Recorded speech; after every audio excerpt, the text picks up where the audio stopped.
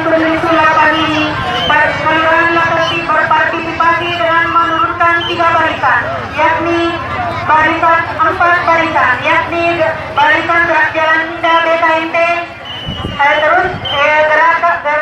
terus barisan gerak jalan BKMT Masjid Agung, terus barisan PKK dan komunitas masyarakat Galung Aserai.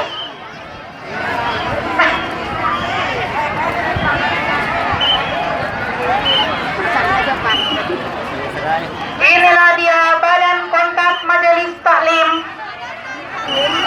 Inilah dia barisan komunitas masyarakat Galung Aserai Galsor binaan Ibu Linda Palimai.